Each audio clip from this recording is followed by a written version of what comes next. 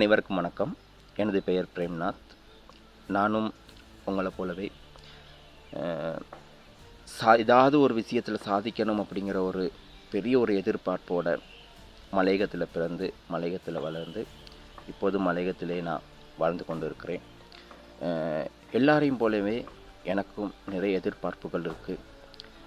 வாழ்க்கையில் சாதிக்கணும், முன்னேறணும் அப்படின்னு சொல்லிட்டு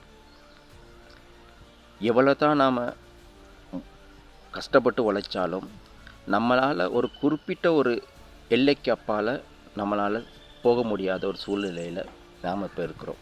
அதுக்கு காரணம் என்னன்னு சொன்னால் நம்மளுடைய இந்த அரசியல்.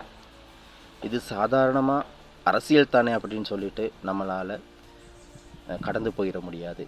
ஏன்னா அன்றாட வாழ்க்கையில் நம்மளோட எல்லா விஷயத்துலேயுமே இந்த அரசியல்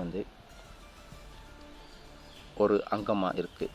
ஸோ அதனால் இதை நம்ம சாதாரணமாக கடந்து போயிடக்கூடாது. சுதந்திரம் பெற்று சுமார் 70 வருடங்கள் கடந்த பிறகும் இன்னமும் நாம் அதே நிலைமையில் அதே இடத்துல தான் இருக்கோம் அப்படிங்கிறத நினைக்கிறப்ப உண்மைக்குமே மாற்றம் நடக்கவில்லையா அல்லது மாற்றத்துக்கான முயற்சியை நாம் எடுக்கவில்லையா அப்படிங்கிற ஒரு கேள்வி ஒன்று வருது. உண்மைக்குமே சொல்லணுமா இருந்தால் மாற்றத்துக்கான முயற்சியை நாம் எடுக்கலை அப்படிங்கிறது தான் நிதர்சனமான உண்மை. அப்படி பார்க்குறப்ப இவ்வளோ காலமாக நாம் வாக்களித்து வந்தது நம்மளுடைய முன்னோர்கள், அதாவது நம்முடைய தாத்தா பாட்டி அம்மா அப்பா, அதுக்கு பிறகு இப்போ இருக்கிற நாம். அவங்களுக்கு தான் நாங்கள் இவங்களுக்கு தான் ஓட்டு போட்டோம். அதனால் இவங்களும் இவங்களுக்கு தான் ஓட்டு போட்டாங்க. ஸோ நம்மளால் மாற்ற முடியாது. நாம் பரம்பரையாக இந்த கட்சியில் தான் இருக்கிறோம். ஸோ அதனால் இந்த கட்சிக்கு தான் நம்ம ஓட்டு போடணும் அப்படிங்கிற ஒரு வரையறைக்குள்ளால் நாம் இவ்வளோ நாள் அடுத்த கட்டத்தை பற்றி நம்ம சிந்திக்காமல், அடுத்த தலைமுறையை பற்றி நம்ம சிந்திக்காமல் நாம் வாக்களிச்சுட்டு வந்தோம். ஸோ மாற்றம் நிகழ்ந்ததா அப்படின்னு சொன்னால் நிகழலை. ஏன்னா இன்றைய முறை இந்த ஜனாதிபதி தேர்தலில் போட்டியிடுற நம்மளுடைய பிரதான 4 ஜனாதிபதி வேட்பாளர்களில் ஒருத்தர் இப்போது இருக்கிற ஜனாதிபதி, இன்னும் 2 பேர் முன்னாள் ஜனாதிபதியோட மகன்மார்கள்.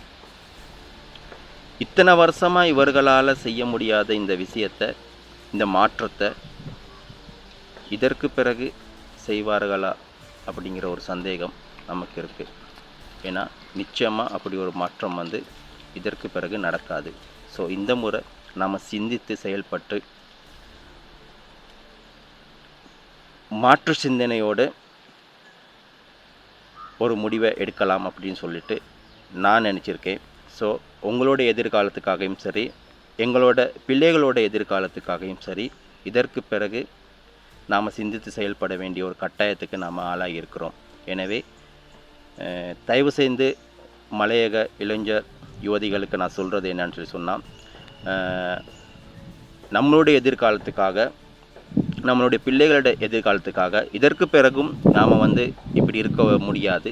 ஸோ அதனால் கொஞ்சம் வித்தியாசமான முறையில் சிந்தித்து இந்த முறை புதிய ஒரு கட்சிக்கு ஒரு நல்ல ஒரு தலைவனை நாம் தேர்ந்தெடுக்கிற கட்டாயத்தில் நாம் இருக்கோம். ஸோ நான் முடிவு பண்ணியிருக்கிறது என்னன்னு சொன்னால், தேசிய மக்கள் சக்தி, அதாவது நம்மளுடைய சகோதரர் அனுரகுமார திசாநாயக்க அவர்களுக்கு திசை காட்டி சின்னத்தில் வாக்களிக்கலாம் அப்படின்னு சொல்லிட்டு நான் முடிவு பண்ணியிருக்கிறேன்.